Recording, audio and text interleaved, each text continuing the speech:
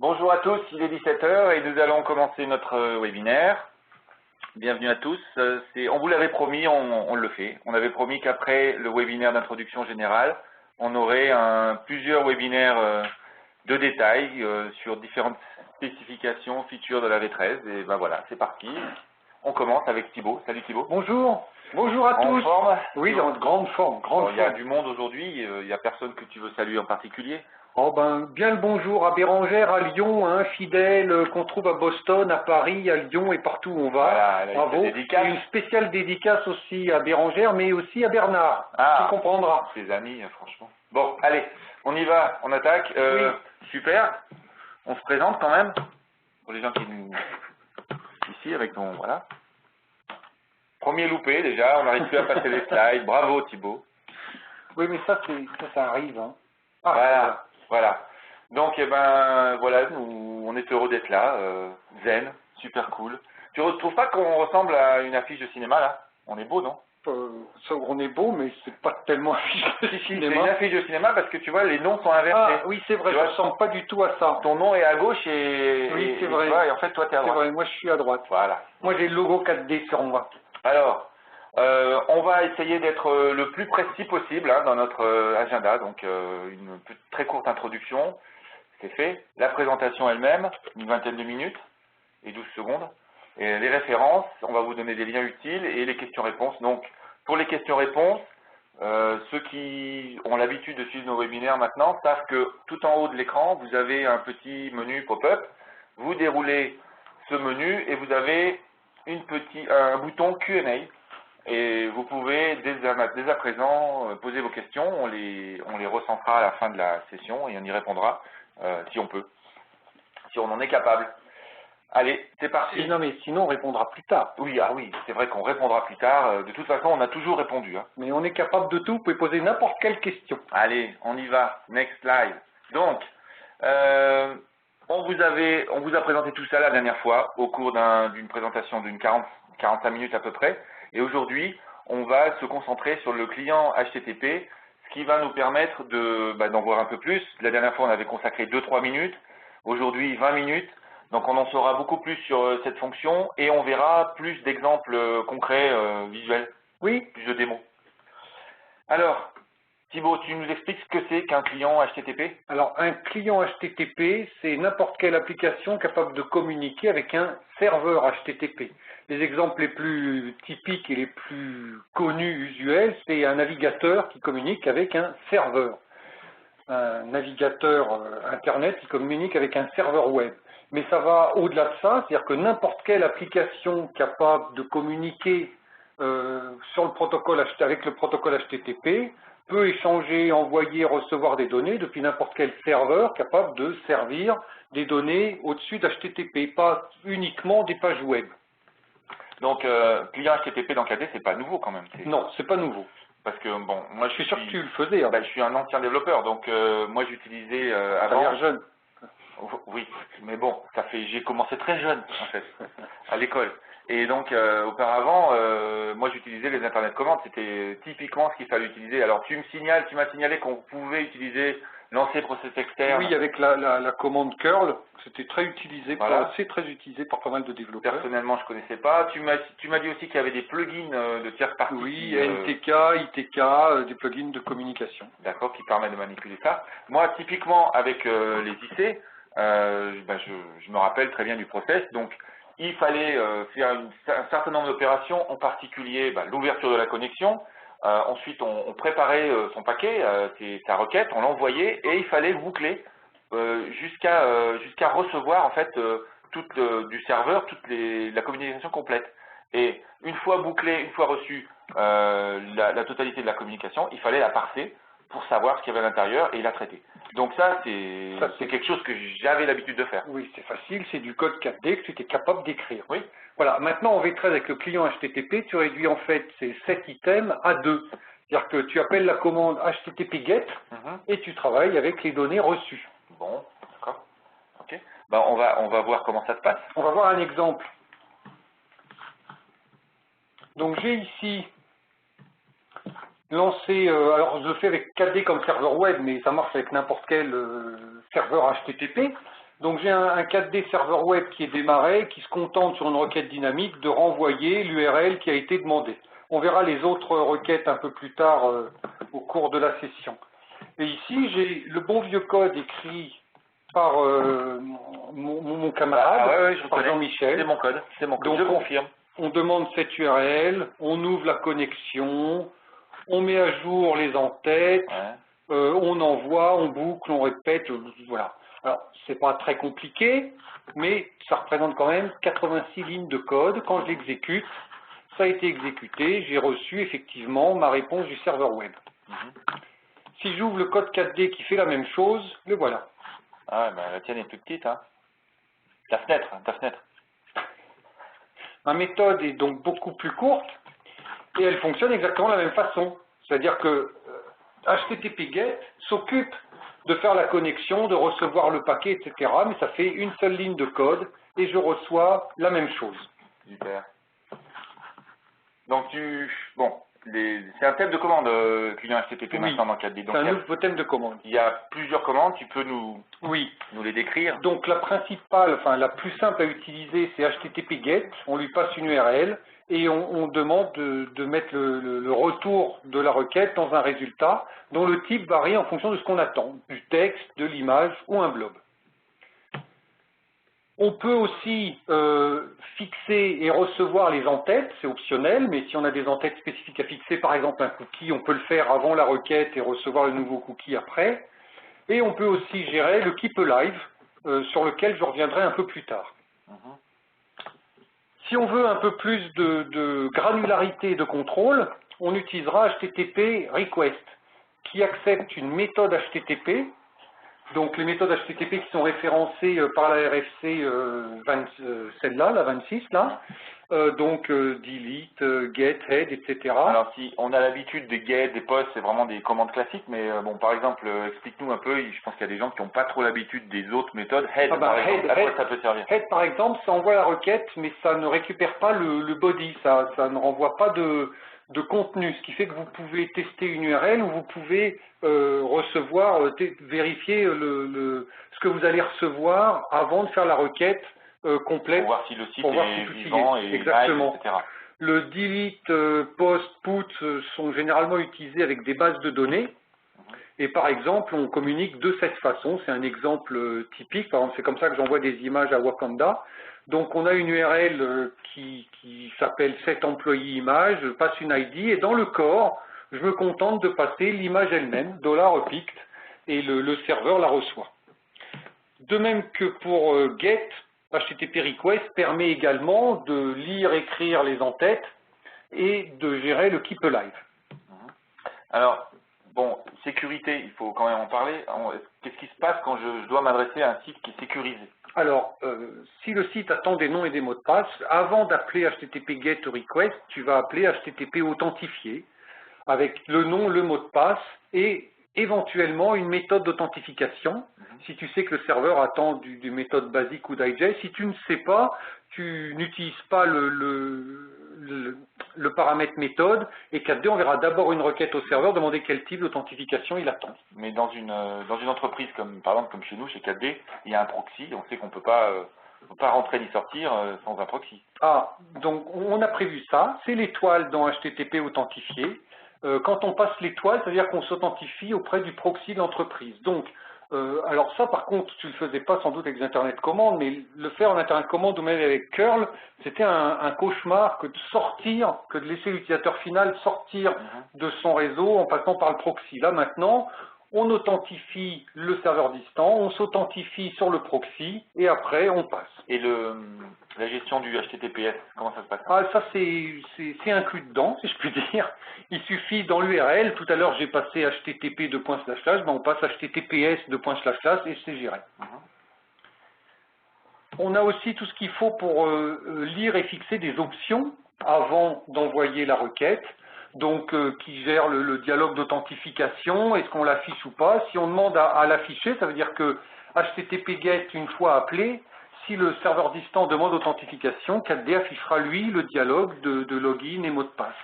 Les redirections, c'est quand on envoie une URL à un site et qui explique que la ressource se trouve sur un autre site, et puis cet autre site peut expliquer que la ressource se trouve sur un troisième et sur un quatrième. Donc on peut limiter le nombre de redirections. La compression et le timeout sont des options qui parlent d'elles-mêmes. On peut compresser la requête et fixer un timeout au cas où le serveur ne répond pas dans le temps voulu. Ok. Tu nous as tout à l'heure parlé du Keep Alive. C'est le moment de nous expliquer de quoi il s'agit. Un rappel sur le Keep Alive. Keep Alive, c'est une option d'entête. C'est-à-dire que quand on envoie une requête au serveur, dans l'entête, on peut mettre un champ qui s'appelle Connection, qui peut avoir deux valeurs principalement, close ou keep alive.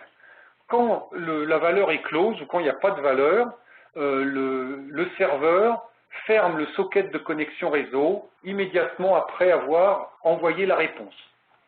Donc ça veut dire que le même site, le même client qui se connecte 3 fois de suite va générer 3 fois de suite la création d'un nouveau socket réseau, ce qui peut potentiellement être coûteux en ressources, surtout sur les sites un peu chargés.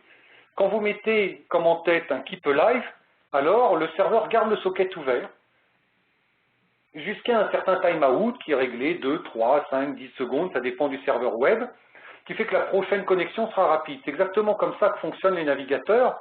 Quand vous chargez une page web dans un navigateur, le navigateur analyse tous les CSS, JavaScript et images à charger, demande une connexion à un Keep Alive et quand il charge toutes les dépendances, toutes les ressources dépendantes de la page principale, il n'y a pas de nécessité de recréer une connexion sur le serveur, c'est plus efficace. Ramener à 4D, ça veut dire que quand vous enverrez plusieurs requêtes au même serveur, vous pourrez éventuellement aller plus vite en faisant ce genre de code, c'est-à-dire demander le Keep Alive tout le temps, sauf pour la dernière requête, dans lequel vous ne passez pas l'étoile comme paramètre, la connexion sera fermée. Donc il n'y a pas besoin de fermer la connexion? Non, il n'y a pas de code spécifique pour fermer, et il n'y a aucune garantie que ça ira plus vite, parce que tout dépend du serveur. Donc il y a des serveurs qui, même si vous demandez le Keep Alive, ne l'acceptent pas, et il y a des serveurs qui mettent un timeout extrêmement bref, qui dépendent de leur charge, qui fait que dans certains cas, ça ne peut ne pas accélérer. Gérer le Keep Alive avec les Internet commandes était encore plus compliqué, puisque le statut de la connexion envoyait toujours 8 jusqu'à un timeout. Donc il fallait vérifier soi-même le content length, la taille, etc. Donc là, ça se fait assez naturellement. Ok, donc on a repassé toutes les commandes du thème. Tu vas nous montrer maintenant quelques exemples. Donc il y a deux grandes familles d'utilisation du client HTTP. Premièrement, on se connecte à un autre serveur web, on récupère des données, on récupère des images, des blobs, etc. Et deuxièmement, on travaille avec une autre base de données. Oui. Donc là, tu nous as préparé des exemples typiquement avec 4D, parce que c'était plus simple à mettre en œuvre, parce que tu as créé ton serveur. Et puis j'aime bien montrer 4D. Ton serveur HTTP avec 4D lui-même. Oui. Et donc sur ta machine, tu vas avoir à la fois un serveur 4D. Un serveur 4D, et en fait, c'est la même configuration que ce que je vous ai montré tout à l'heure. C'est-à-dire que je vais avoir mon serveur 4D ici et un client là. Mais je vais commencer par autre chose, qui est une façon de récupérer les images d'un site web. Ici, par exemple, j'interroge Google et je lui demande de m'afficher les images de la Tour Eiffel. Donc voilà la requête qu'il faut taper. Quand je lui demande les images, voilà. Donc l'étape est assez simple. Je viens de faire le HTTP GET. J'ai récupéré dans ma variable $t_html toute la page web. Et là, je fais appel à quelque chose d'extraordinaire, c'est-à-dire des regex. Des regex qui vont m'extraire tous les tags SRC. Mais tu connais rien en regex. Alors, excuse-moi, mais c'est pas ce qu'on avait prévu de dire, je devais faire semblant de te connaître. Donc, c'est un peu technique quand même. Alors, en fait, ce qui compte dans la vie, c'est de savoir se débrouiller. Donc moi, j'y connais rien en regex, mais j'ai des collègues qui sont super calés. Donc j'ai demandé quel regex il fallait prendre pour extraire tous ces codes, toutes ces sources des tags images. Alors voilà la regex, elle est là.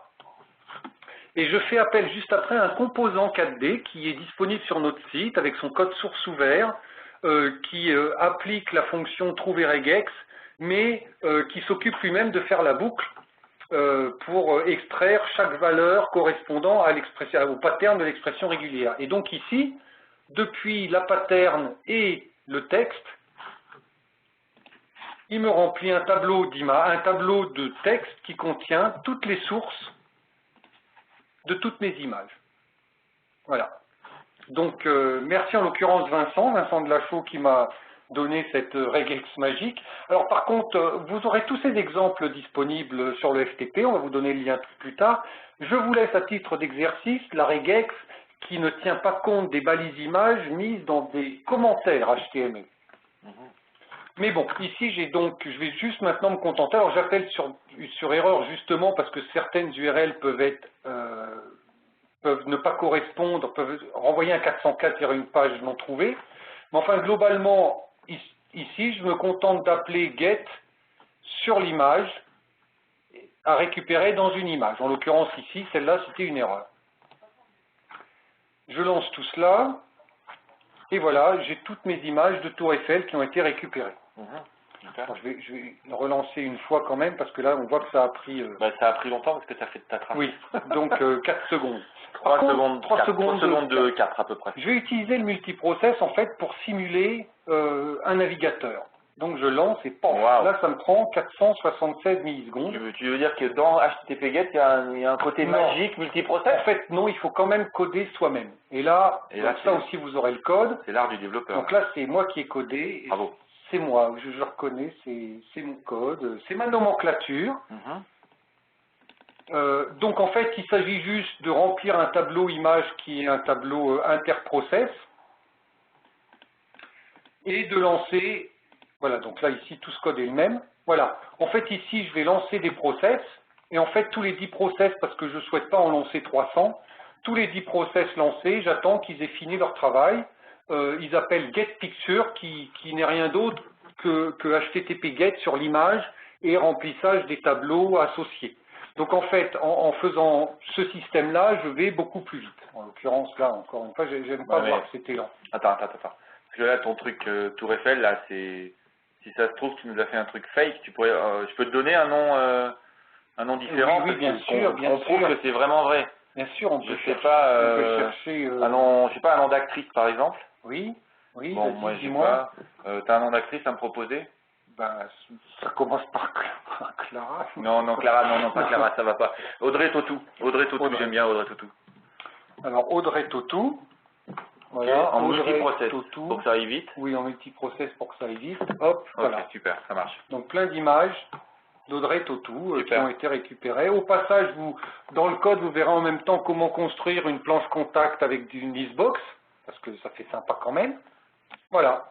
Donc voilà un exemple d'utilisation simplifiée, quoi. C'est-à-dire que j'appelle HTTP-GET sur le code HTML, puis une boucle HTTP-GET sur chaque image. Je pourrais le faire sur des fichiers binaires. Vous vous souvenez peut-être lors du webinaire d'introduction à 4D que j'avais fait l'exemple avec le chargement d'un PDF. C'est HTTP-GET sur une ressource PDF dans un blob, et après ça, blob vers document, et j'ai mon PDF. Donc c'est une façon, disons, naturelle de gérer tout cela. Donc, la V13 concerne beaucoup cette simplification de votre code. C'est-à-dire que pour le client HTTP, vous pouviez déjà faire ça en V12, en V11, même avant, mais ça nécessitait énormément de code, de contrôle, de check, de toutes ces choses-là qui sont maintenant faites dans 4D. Alors maintenant, je vais prendre un autre exemple. Côté 4D ici, côté serveur, j'ai une structure extrêmement simple et assez classique. Un jour, je trouverai quelque chose de plus rigolo, des factures et des clients.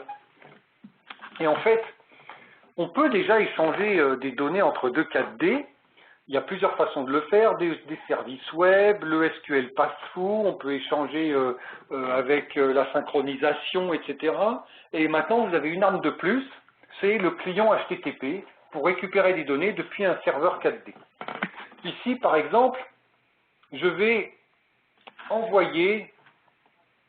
recevoir un blob qui va être mis dans ce dossier.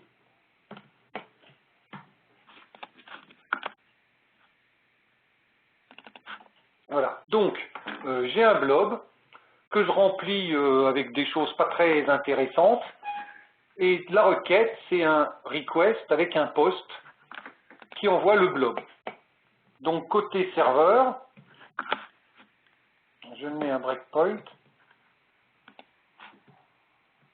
Voilà, côté serveur, je lis le corps HTTP, c'est mon blob de 97K, et je le stocke dans un fichier sur disque. Il est donc là maintenant, il a été reçu ici, c'est mon blob qui contient que des AAAA. Et côté client, j'ai reçu la réponse qui est le nom du fichier sauvé, ce que je renvoie. Voilà, donc encore une fois, une façon simple d'envoyer des données à un serveur web 4D. Maintenant, si je veux récupérer des données, ici par exemple, je veux récupérer un nombre de factures émises depuis le 1er juin. Je vais mettre depuis, excusez-moi, j'ai changé la date tout à l'heure. Donc on va mettre depuis le 15 janvier 2012. Donc là, je mets mon breakpoint ici.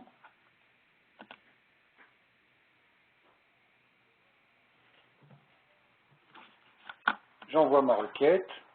Ah oui, il n'est pas passé dedans parce que je l'ai mis plus bas. Enfin, j'ai reçu la réponse, j'ai 1032 factures pour un total de ce montant-là. On va aller un tout petit peu plus loin. Et maintenant, ce que je veux, c'est récupérer des données plus complexes qu'une simple image ou qu'un simple texte. Donc, depuis le 20 janvier 2012, voilà ce qui se passe.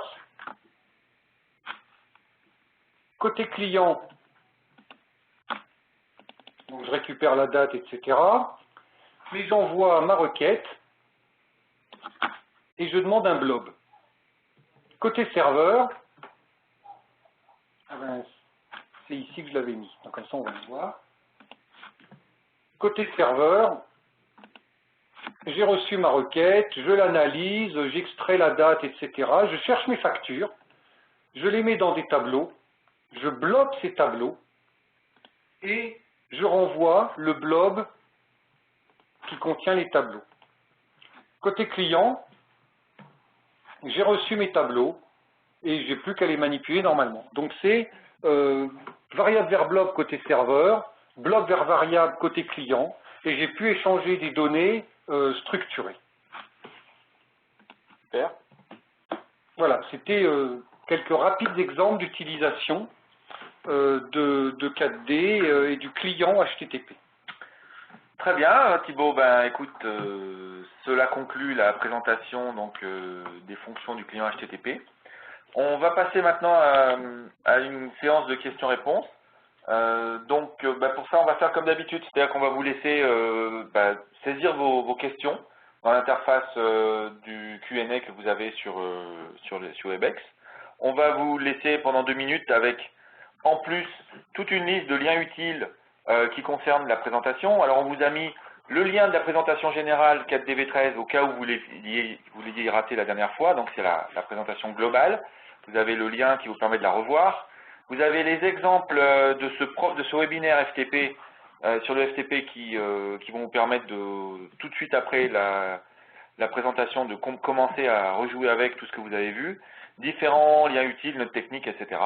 Et donc, on vous laisse soit faire une copie d'écran, soit recopier tout ça. Et on passe sur silence juste 1 minute ou 2 et on attend vos questions avec impatience. On espère qu'il y aura des questions. Merci, à tout de suite.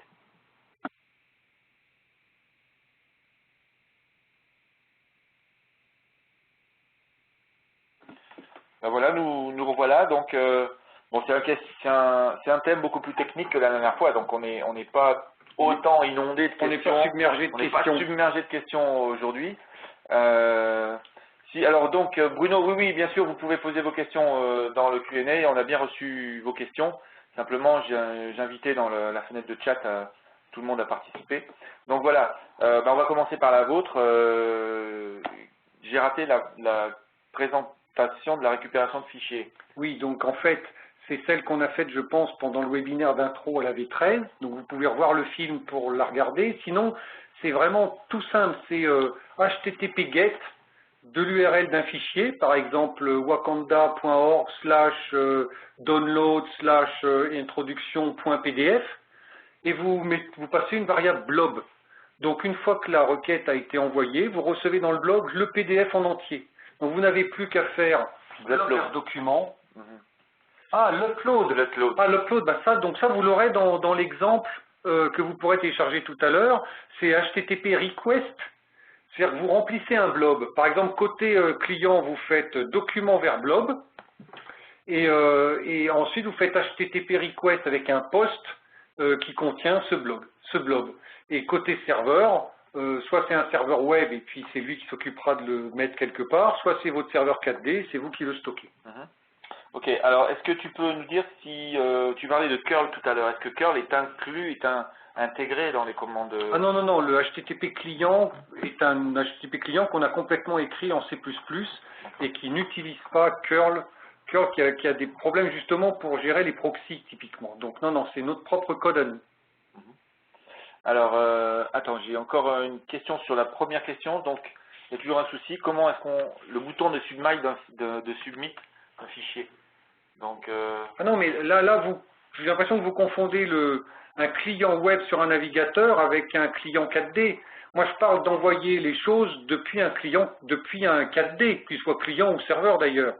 Si vous voulez, depuis le serveur 4D, recevoir un fichier, donc ça, par contre, je l'ai montré aussi au webinaire, c'est des nouvelles commandes du serveur web 4D qui permettent de récupérer les fichiers avec, je ne sais plus comment ça s'appelle, web get body part, qui permet de récupérer ça. Ok. Comment tu fais pour configurer ton proxy? Ah, bah en fait, le proxy ne se configure pas. C'est-à-dire que quand vous faites HTTP authentifié avec l'étoile, 4D prend les réglages système et s'authentifie auprès du proxy réglé dans le système. Donc c'est vraiment transparent pour l'utilisateur parce que c'est déjà ce qui est pré-réglé. Ok. Ben, je crois que on a bouclé. Attendez, je regarde. Non, ben, on n'a pas de nouvelles questions. Donc voilà, merci beaucoup. On a terminé donc cette session. Et donc, on va répondre. Alors, si vous avez des questions, vous pouvez toujours nous contacter par la suite par email. On va vous renvoyer un email avec toutes les données qu'on a mentionnées dans la slide des liens utiles. Les liens, oui. Voilà. Et on vous donne rendez-vous à un prochain webinaire. On espère que ça vous a plu. On a volontairement voulu avoir un format un peu plus court que d'habitude. Oui. 30 minutes, un peu plus dynamique et court. On va essayer de continuer comme ça. C'est fatigant. C'est du boulot quand même. Hein. Allez, on vous dit à très bientôt. Merci beaucoup. Et à la prochaine. Au revoir.